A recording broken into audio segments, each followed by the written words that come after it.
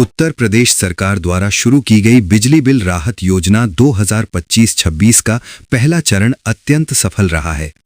योजना के प्रति आम जनता की जबरदस्त रुचि और केंद्रों पर उमड़ी भारी भीड़ को देखते हुए सरकार ने इसके प्रथम चरण को 3 दिन और बढ़ाने का फैसला लिया है।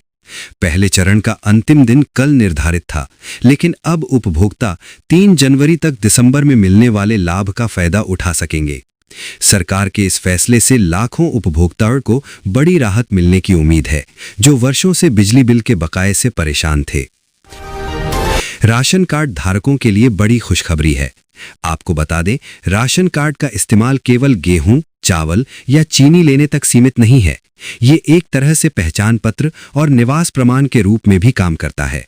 सरकार इस कार्ड के जरिए ये सुनिश्चित करती है कि आर्थिक रूप से कमजोर और जरूरतमंद परिवारों को भोजन की कमी ना हो।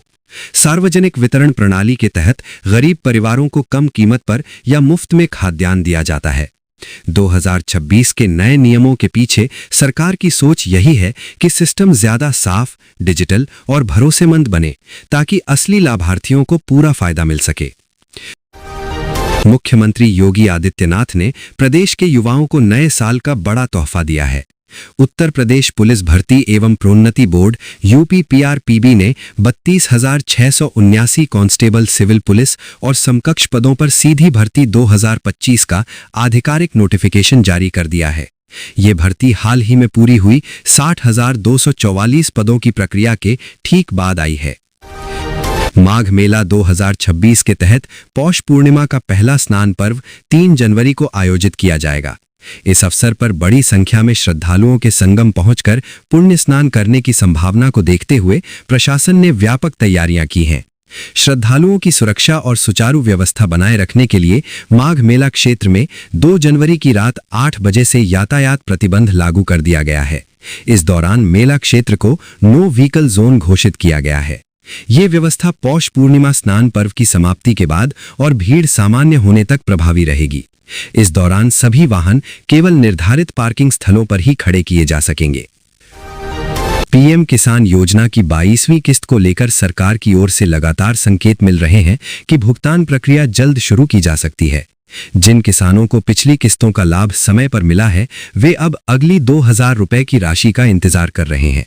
फिलहाल आधिकारिक तारीख की पुष्टि नहीं हुई है, लेकिन माना जा रहा है कि सभी आवश्यक प्रक्रियाएं पूरी होते ही तय शेड्यूल के अनुसार राशि किसानों के खातों में ट्रांसफर कर दी जाएगी।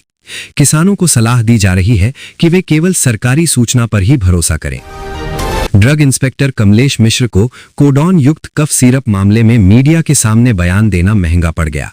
इसे गंभीर लापरवाही मानते हुए शासन स्तर से उन्हें निलंबित कर दिया गया है।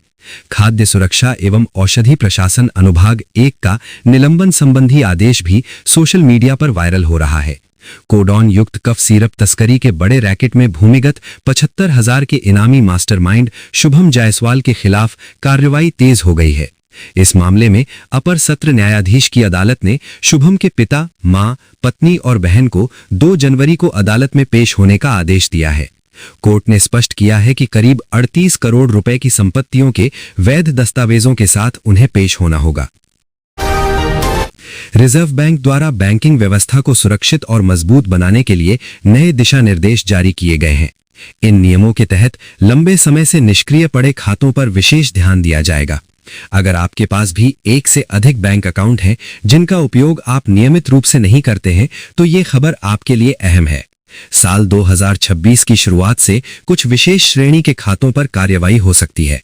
आरबीआई का मुख्य उद्देश्य बैंकिंग क्षेत्र में बढ़ रही साइबर धोखाधड़ी और वित्तीय अपराधों पर रोक लगाना है।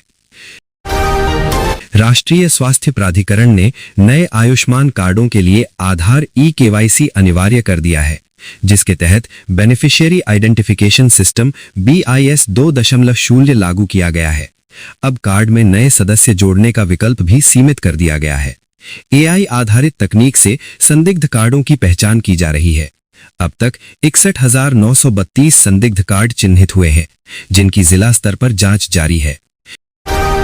यूपी की योगी सरकार ने नए साल पर लोगों को बड़ी राहत दी है। लोगों को अपने घर का नक्शा पास कराने के लिए अब विकास प्राधिकरण के दफ्तरों के चक्कर नहीं लगाने पड़ेंगे। नए सॉफ्टवेयर के जरिए भूखंड स्वामी अपने मकान व दुकान का नक्शा स्वयं पास कर सकेंगे। इसके लिए उन्हें ऑनलाइन आवेदन करना होगा और चंद मिनटों में मानचित्र स्वीकृत हो जाएगा। इस नई व्यवस्था से शहर में अपना मकान व दुकान बनाने जा रहे लोगों को बड़ी राहत मिलेगी। लखनऊ में एलडीए ने नए बिल्डिंग बायलॉज के तहत फास्ट ट्रैक सिस्टम फास्ट पास लागू कर दिया है। सीएम योगी की सख्ती के बाद अब लखनऊ, रायबरेली और फतेहपुर के एआरटीओ प्रवर्तन को निलंबित कर दिया गया है। यूपी परिवहन विभाग ने ये कार्रवाई एसटीएफ की रिपोर्ट दर्ज होने के 48 दिन बाद की है। एसटीएफ ने आरटीओ दफ्तर के कर्मचारियों और अफसरों की साठगांठ से ट्रकों से वसूली करने की जांच की थी। जांच में कई साक्ष्य मिलने के बाद इन सभी के खिलाफ एफआईआर दर्ज कराई गई थी। इसमें पहले भी यात्री कर अधिकारी समेत कई कर्मचारियों पर कार्रवाई की जा चुकी है। इन तीनों के खिलाफ विभागीय जांच भी शुरू कर दी गई है। जांच अधिकारी झांसी के उप परिवहन आयुक्त केडी सिंह को बनाया गया है। साल 2026 का आगाज हो गया है और पहली ही तारीख को महंगाई का बड़ा झटका लगा है। जी हां, ऑयल मार्केटिंग कंपनियों ने एलपीजी सिलेंडर की कीमतों में तगड़ा इजाफा किया है। दिल्ली से मुंबई और कोलकाता से चेन्नई जैसे बड़े शहरों के साथ देश भर में ये 1 जनवरी 2026 से महंगा हो गया है। बता दें कि ऑयल कंपनियों ने ये बढ़ोतरी 1 किलोग्राम वाले कमर्शियल एलपीजी सिलेंडर पर की है और प्रति सिलेंडर 111 रुपए तक बढ़ाया गया है। हालांकि 14 किलो वाले घरेलू एलपीजी गैस सिलेंडर की कीमतों में कोई बदलाव नहीं किया गया है। सस्ते में मनोरंजन के लिए अनजान सोर्स से मिली गेमिंग ऐप पर गेम खेलकर लाखों कमाने के लालच में सदर निवासी युवक ने 25 लाख गंवा दिए। सदर के हस्तिनापुरी के रहने वाले उमेश सिंह ने प्राथमिकी दर्ज कराई है। बताया है कि उन्होंने ऑनलाइन गेम का ऐड देखकर एक ऐप डाउनलोड किया था। उस ऐप में जीती रकम खाते में ट्रांसफर करने के लिए बैंक खाते की जानकारी ली गई थी।